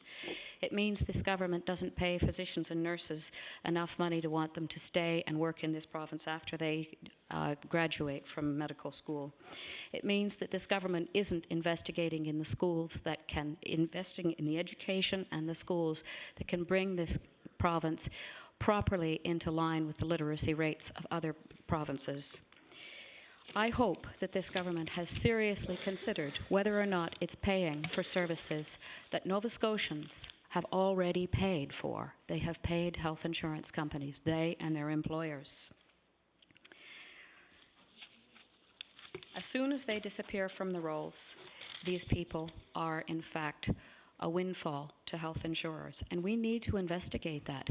This bill needs to go forward. It needs to go to law amendments. There are provisions in other countries where, in fact, the stakes are very much higher because there is no even basic health care, where it's not just prescription health coverage. And those provisions ensure that a person losing their entitlement to group health insurance has a transitional allowance, has a period of 6 or 9 months in which they can pay for their continued coverage at their own cost, not at their employer's cost, but they're allowed to stay on that term. It also is possible, as this bill does, to define conditions and periods of exclusion so that if a condition isn't manifest for years and years and years and years, a person is not penalized for something that they may have suffered from at 4 or 5 years old, so that a 50-year-old is not being denied denied prescription drug coverage for something that may not have manifested itself since that person was only 5 years old. There are also ways of ensuring that healthcare plans do in fact have continuation. There are such things as buy-in clauses, and every employer who actually supplies group health coverage has the option of saying that yes, in fact, their employees will have the option to continue their coverage at their own cost after they leave, or no, they do not. I hope this government has invested just how many of the plans in force in this province, the group health insurance plans, do have those buy-in provisions, and how much of the slack we are, as the province, picking up. I know people who have bills of $900, $1,000 a month, far more than their monthly living allowance, and they have to make the choice between heating, eating, or dealing with their medical issues. And when they can't, it's a good thing that the slack is picked up.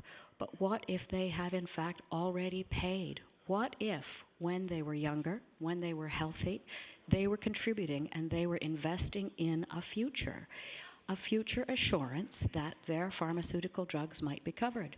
People tend to become more ill, not less ill, as they get older.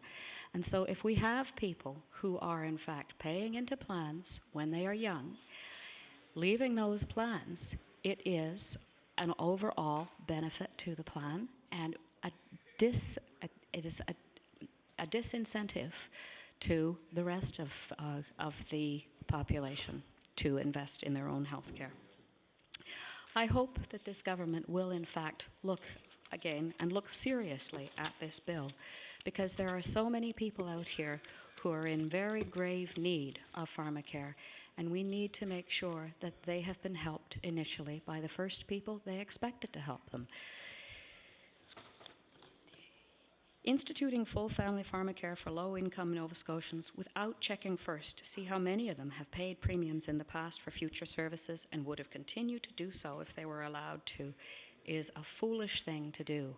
We have no need to do this, and I hope that the government will in fact check into this before it proceeds further with this. There are numbers of people who have been covered by their health insurance plans, who have every reason to expect that they will continue to be covered by their health insurance plans, and who aren't. And here in Nova Scotia, we're allowing those people to get lost. There are other people who have spent years and years and years in good health, who have paid health insurance premiums, who have continued to expect to be in good health, and who may then lose their connection, have their connection severed with their group health insurance plan, and have no way to return. They're still in good health. They have seen absolutely no sign of the condition that may have afflicted them in their youth, and yet they continue to be discriminated against. I hope that this government does not believe in discriminating against its citizens in this way. I hope that this government does not allow its children to grow up knowing that what happened to them as children is in fact lurking over them, because the costs of pharmaceutical drug coverage can be absolutely crippling, as I think all of us have seen. We need to help, but we need to ensure that those who in fact have been paid to help have also been appealed to first. I don't want to see any Nova Scotian left without health coverage. I don't want to see anyone else looking at those pieces of paper all over the table that are prescriptions for serious illness with absolutely no way to fill them. But I also don't want to see anyone who remembers having had health insurance coverage, who remembers having had a spouse or a parent who had health insurance coverage, who had that, and who now is in a situation where they can do nothing but look at those blank pieces of paper, those prescriptions that could help them to the health they need, but which are not available to them. And I hope that this government will make a serious undertaking to look to those who have been asked to help participate in the health of Nova Scotians, to look to everybody who has been involved in the health care of Nova Scotians, and make sure that they get it. Thank you very much.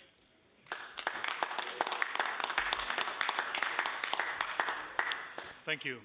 The Honourable, the Minister of Labour and Workforce Development.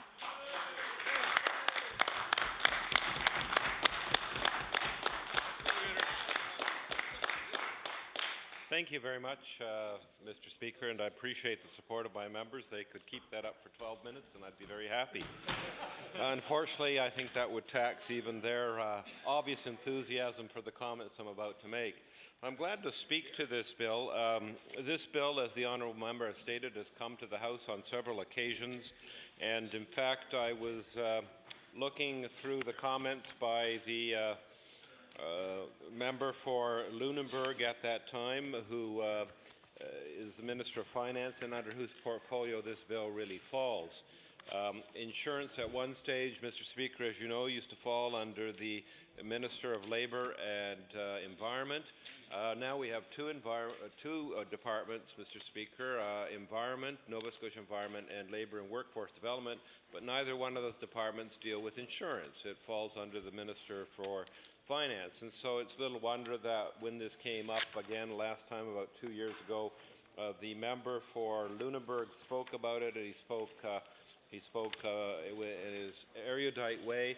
At that time, I noticed he mentioned that in a roundabout way he supported the bill, and the government was in agreement with the bill. I haven't had a chance to speak to him about his statements in here, but it's interesting to see this debate come back and back and back time and time again, and I would commend the member opposite on her persistence.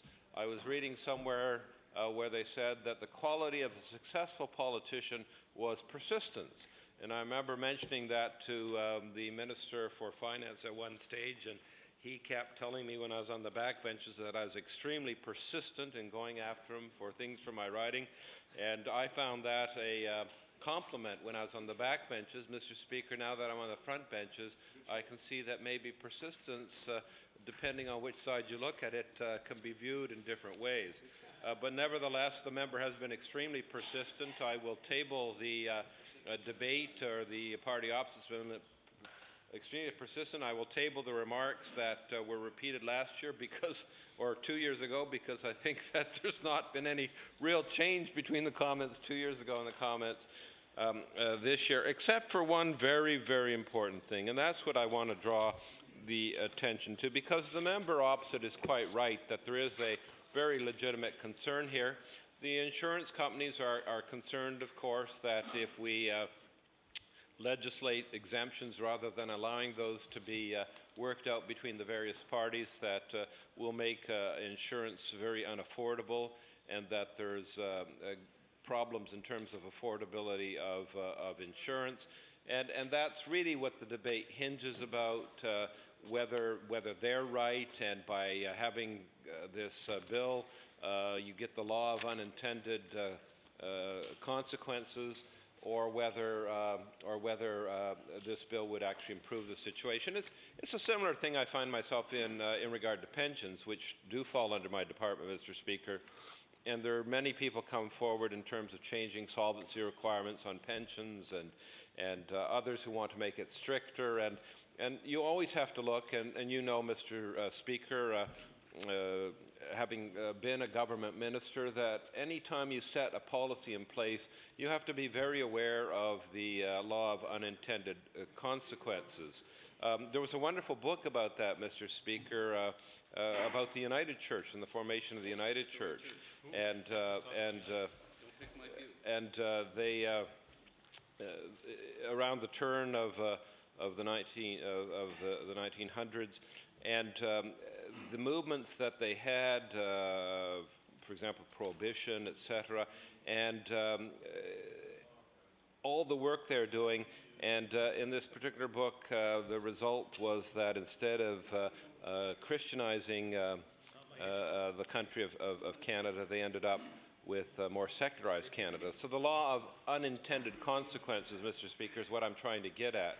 And it's something that not only do you worry about in terms of church movements, but also in terms of government policies. And it's something very seriously that we need to look at. And I think that's really what's held it up in terms of government support. But in the meantime, a very important thing has happened, Mr. Speaker, and that's what I really want to devote my attention to, because I echo the Minister's comments that there's very serious considerations here. There's much pressure that this might have the opposite effect and actually make insurance less available for individuals. And so I think in light of that discussion and that lack of consensus by experts in the insurance industry, the government decided to go and put its efforts into a very important plan, Mr. Speaker, that my member, the Honourable member for Argyll and the Minister of Health unveiled very recently, and that's the Nova Scotia Family Care Program, which does not have pre-existing conditions written into it, Mr. Speaker.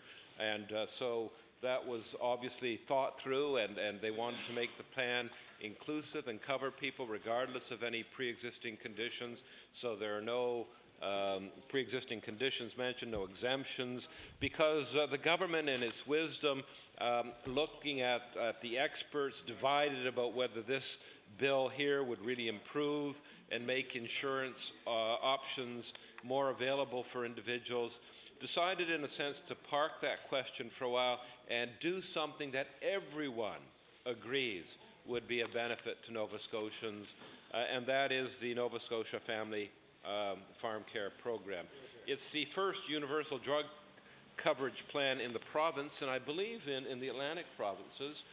Certainly I know there was one in Alberta that I looked at some years ago, and Manitoba. However, the fiscal situation of Alberta is much stronger than our province, Mr. Speaker. And so I think it's an act of great courage, political courage, on behalf of this government, on behalf of our Premier, and on behalf of the Minister of Health, one of the best ministers this province has had of health, and I'm sure my colleagues will all agree with that. An act of great political courage to bring about the first universal drug coverage plan in the province, Mr. Speaker, and the first universal drug coverage plan in the Atlantic provinces. And that's really where the government has put its efforts. It's a matter of capacity, and the members opposite not having to deal with that issue want government to spend all the time everywhere, save everywhere, do everything. But it's a matter of capacity and a matter of setting priorities, and so the priority was set to put effort into the Family Pharmacare Program. While I'm talking about that, Mr. Speaker, assisting the Minister for Health was perhaps one of the best community services minister we've had, and hopefully she'll last long in her job as Minister of Community Services, and that's my colleague, the Honourable Judy Stretch, who I will be marrying later, Mr. Speaker, but I digress. Yes, I digress when I speak about her marriage plans, Mr. Speaker, and I better get back to the subject at hand. Yes, I'll rein myself in, because it'll be one of the most interesting wedding ceremonies, Mr. Speaker, I've had the privilege of doing, and certainly when we get into the counselling, I think that will be quite interesting as well. Yes, the bill. Bill. It's the first time I've seen in the groom's vows that he promised to obey. Mr. Speaker, I'm sorry, I come back. Back to the bill.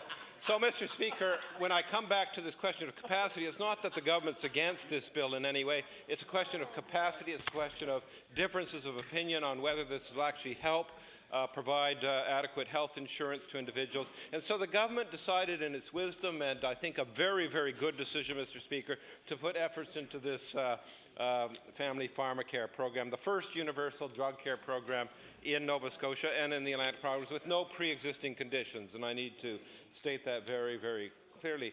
This is a program that is a fairly expensive program, Mr. Speaker, about $33 million. $37 million, Mr. Speaker. And if I could share my time, Mr. Speaker, with the Minister of Health, who would speak to the benefits of this pharmacare plan, if that may be allowed, I will let him close out with these comments. But, Mr. Speaker, I do make the point we're not against this bill. It's a question of divisions as to whether this would really help make health insurance more available and without increasing expenses dramatically. And so we put our attention in this very good program that the Minister of Health will elucidate on in his typically loquacious way. Thank you, Honourable Minister. The Minister of Health has 2 minutes left. 2 minutes? Thank you very much, and Mr. Speaker, I know the Honourable Minister couldn't figure out how to really fill those full 12 minutes, and I think he'd be surprised that he did fill with that wonderful speech of his a whole 10 minutes. So I do thank him for that information as he floated around. I too want to thank the member opposite for bringing this issue to the floor of the House. It is very important to recognize the need for pharmaceuticals, for drugs, for the treatment of illnesses in our province. There are too many individuals at this point who do require some kind of pharmaceutical help, some kind of pharmaceutical health care. And I think it's important and incumbent upon us to help provide them with the tools in which to get that information. This is why I was proud to be Minister of Health and working with a Premier who had the foresight to have a pharmacare program front and center of a campaign, as well as front and center of what we were doing to go forward to help Nova Scotians. And Mr. Speaker, I was very happy to be a part of the only party at the time to be talking about a universal pharmacare program for Nova Scotians. Mr. Speaker, again, as the Minister alluded to, we are committing $37 million of taxpayers' dollars towards this program. Right now, I can say that there are over 5,833 families enrolled in the program. There are 8,890 individuals enrolled in the program, and I'm still looking forward to many more families signing on to this wonderful program, which will help them make sure that they get the drugs that they need to help them into the future. And Mr. Speaker, I believe I'm getting close to the end of my time. I do want to thank again the member opposite for bringing this very important issue, especially pharmacare and drug costs, to the floor of this House. Thank you very much.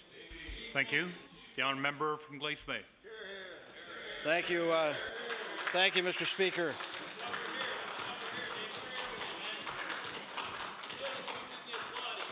Mr. Speaker, I want to comment first of all before we get to the real issue here, and that being the bill itself.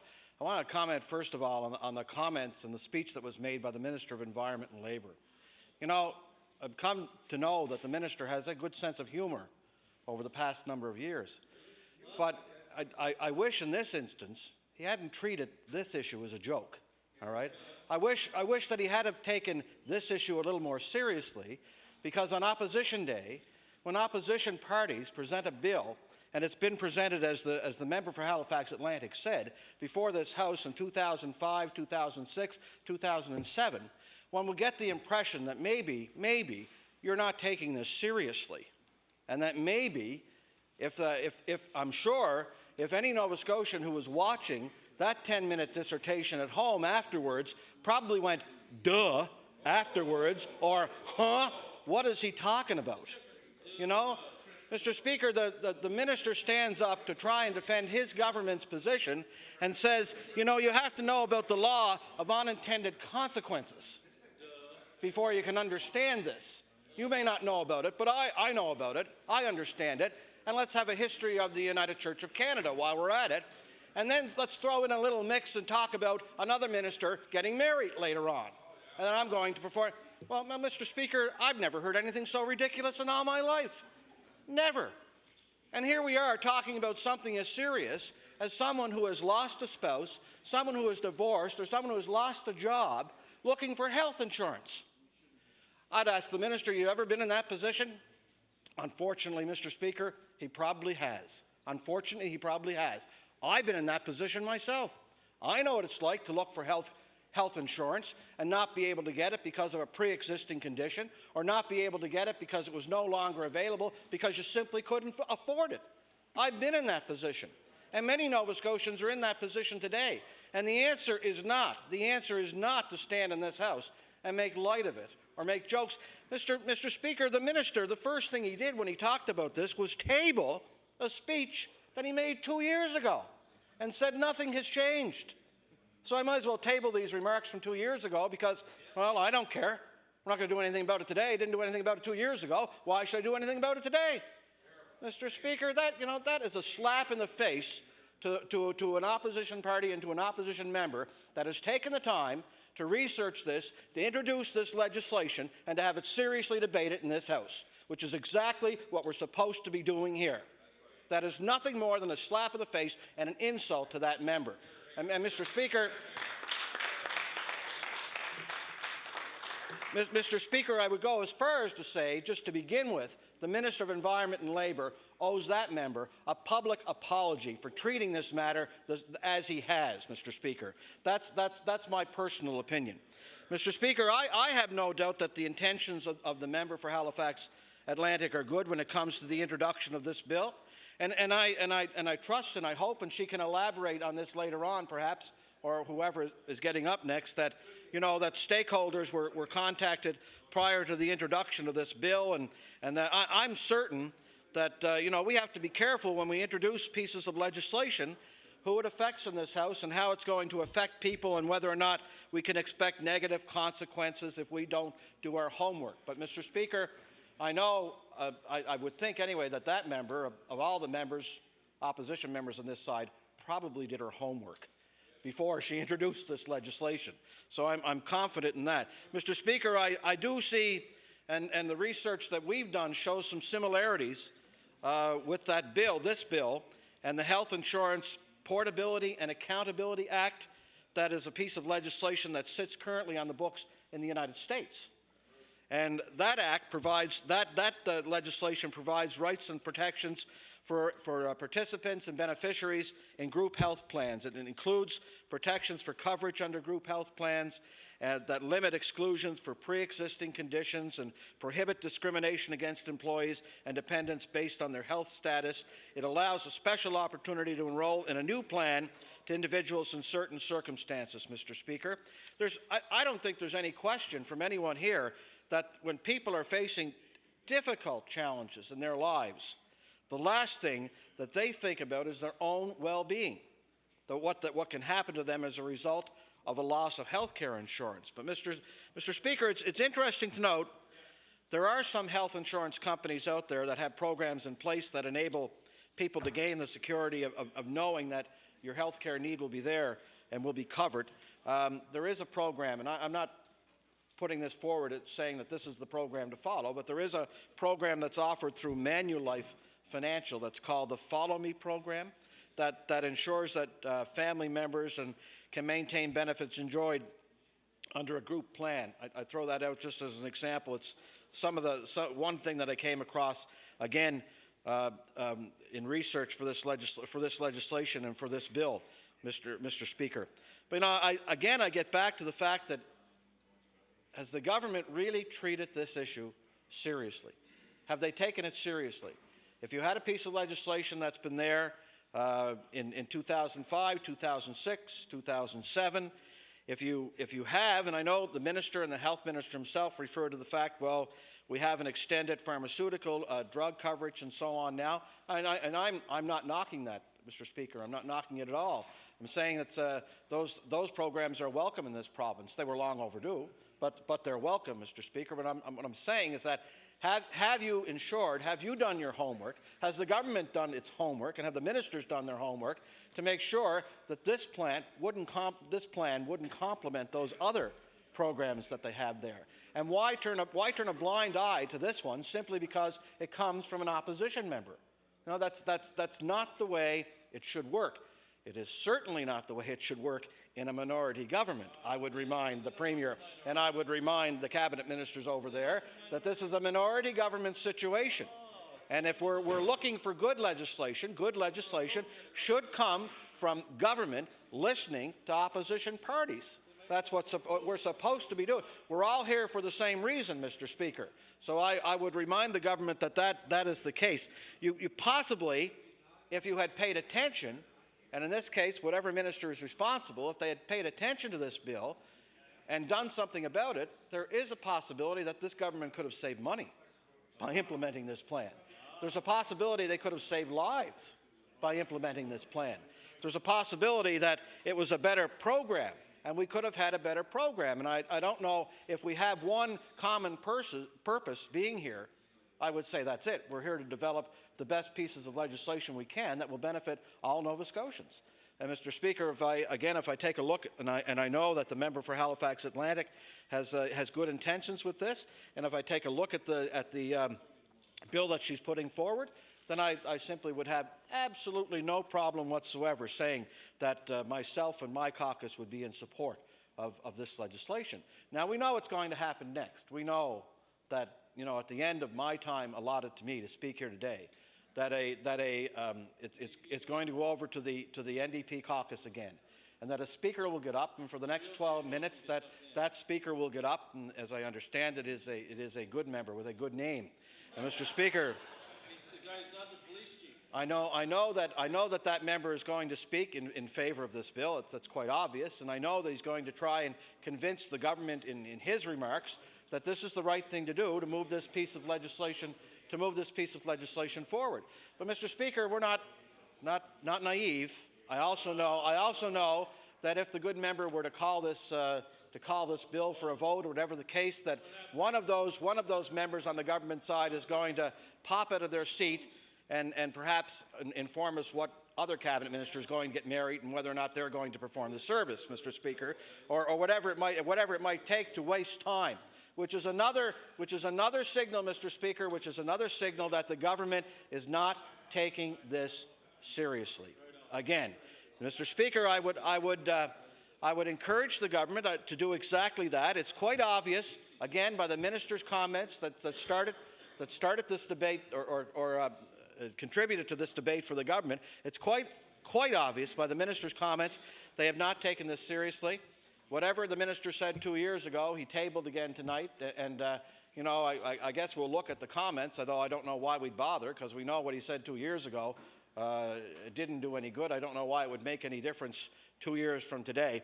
But again, it's the perfect indication that the government is not taking this seriously. And by saying that, the government has ignored and just not paid attention to a lot of people in this province, perhaps, who are out there and who are hurting, Mr. Speaker, who are seriously hurting. The fact that this bill number 20, has indicated that if it provides for the continuation of health insurance, and it would require every insurer, if it's a death of an insured person, if it's the loss of employment of an insured person, or even the divorce of an insured person.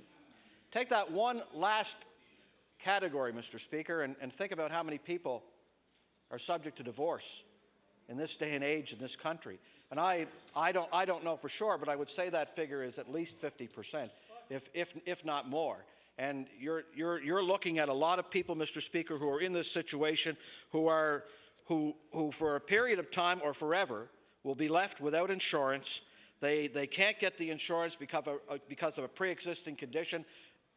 In this province, we know there are a lot of people who are on fixed low incomes. They simply can't afford to pay for the insurance. I know in my case, when I went looking for it after losing my employment, Mr. Speaker, it was well over $400 a month that it would have required to have private insurance, and it did not. It did not cover any pre-existing conditions, myself and my family, Mr. Speaker. So again, having brought forward what we consider in the Liberal caucus to be a worthwhile piece of legislation, to at least take a look at it and at least consider it, that has not been done by this government. And as such, Mr. Speaker, in my opinion, this government has not done its job. And that's to take seriously and give proper consideration to any piece of legislation that comes before this House, regardless of whether or not it's from an opposition party, Mr. Speaker.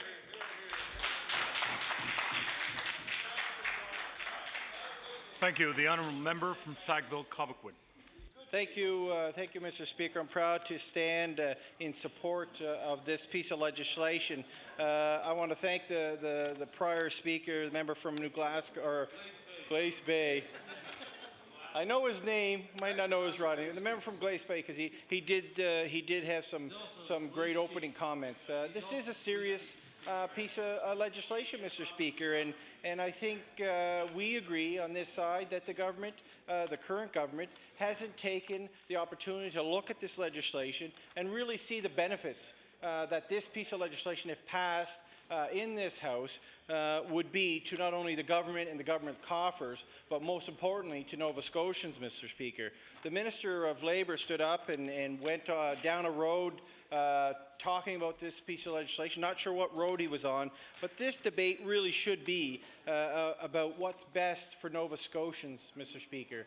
Not what's best for big insurance companies, Mr. Speaker, but what's best for Nova Scotians. And far too often, in my capacity as the NDP health critic, as an MLA for Sackville-Cobequid, I hear from Nova Scotians, and they have concerns, and they find themselves in situations where they've lost their job, where they've gotten divorced, where they have a child who's over the age of coverage for MSI on certain procedures, Mr. Speaker, who don't know what to do, have nowhere to turn. And the Minister of Health did stand up for a few seconds and mention some of the programs government offers. And I agree, there are programs out there.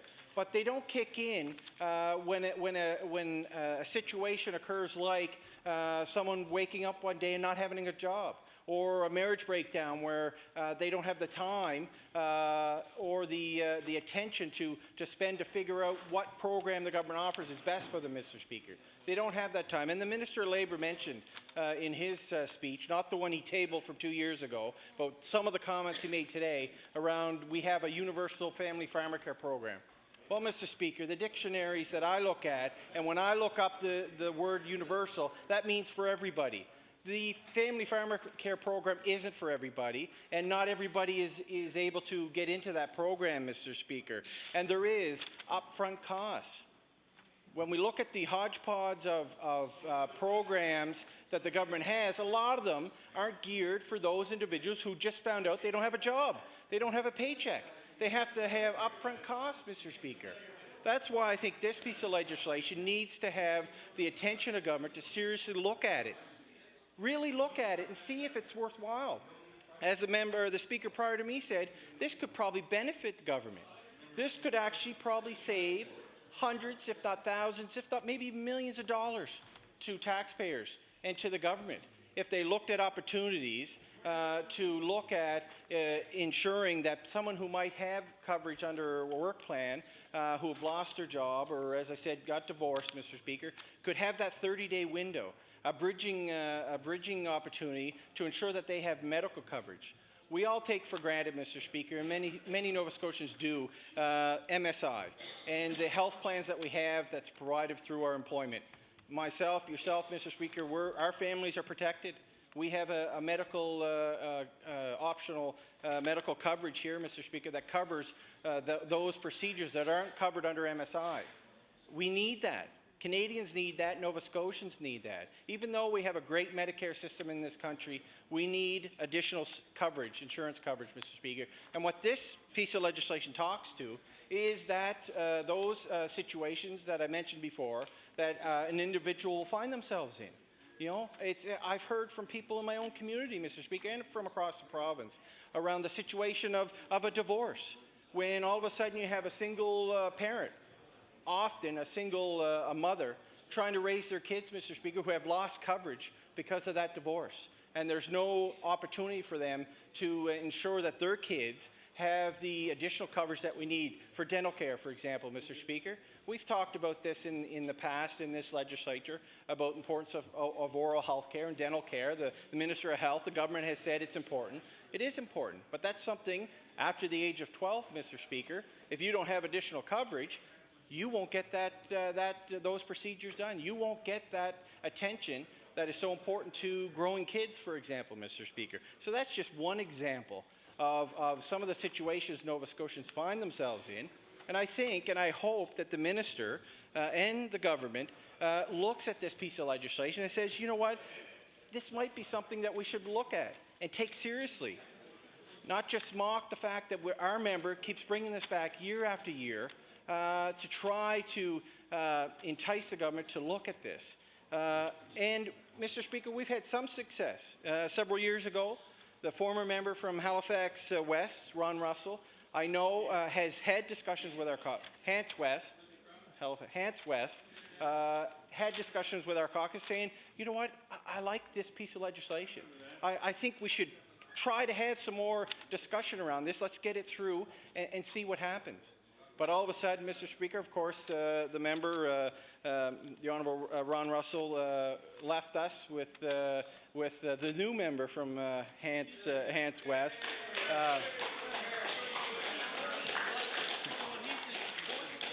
And, you know, that has gone on the wayside. It's unfortunate because Mr. Russell was a key to this government's caucus and to their cabinet, Mr. Speaker, and they should have taken his advice and looked at this more seriously, Mr. Speaker. We don't have to look far.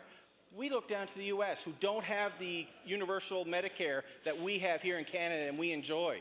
Down there, if you don't have health coverage, Mr. Speaker, you're in trouble. Your family's in trouble.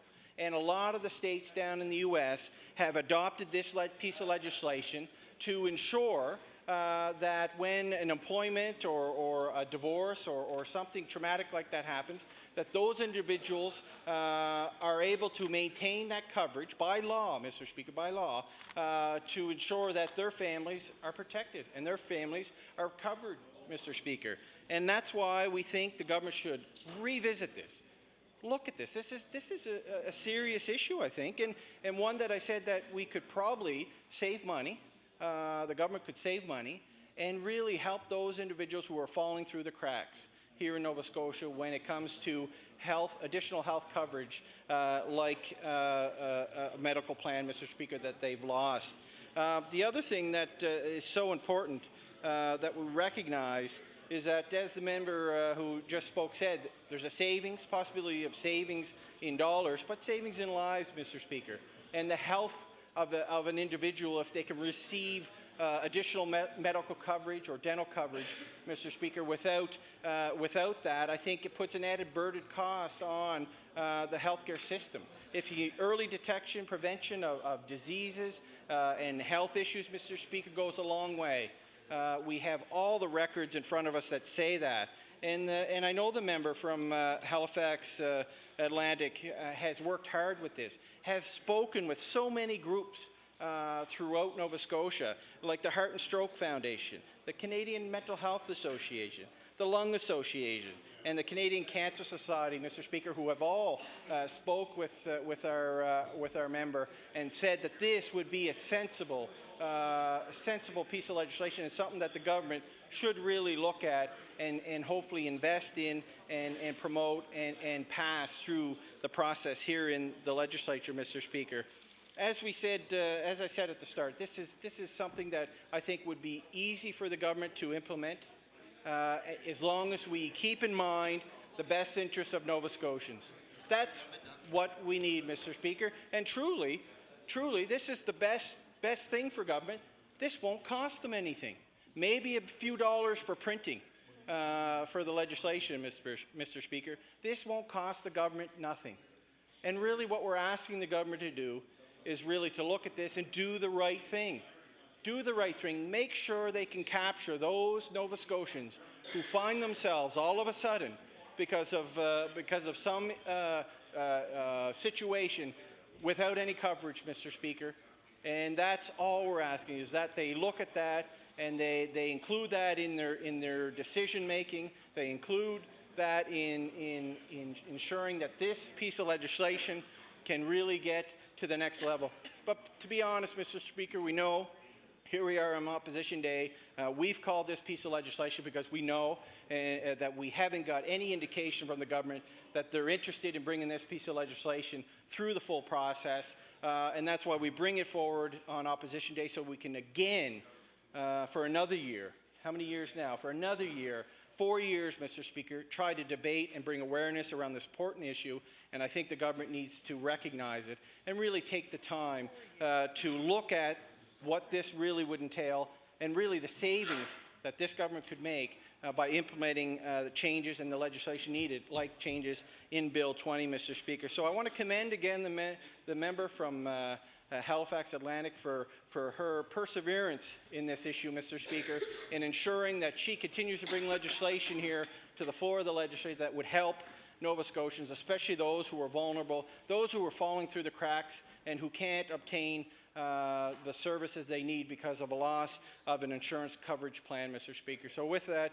I hope the government recognizes the importance of this and really takes it seriously. Thank you. Order, please. The time allotted for opposition business has now expired. The Honourable, the Leader of the Official Opposition. Thank you, Mr. Speaker. That concludes the opposition business of today, and I turn it over to the Government House Leader for hours and extended hours for tomorrow, and that we're getting close to the hour of interruption, but the business for tomorrow and the hours, and I'm just trying to catch somebody's eye here, and I'll take my seat now. Thank you. Chair now recognizes the Honourable Government House Leader. Thank you very much,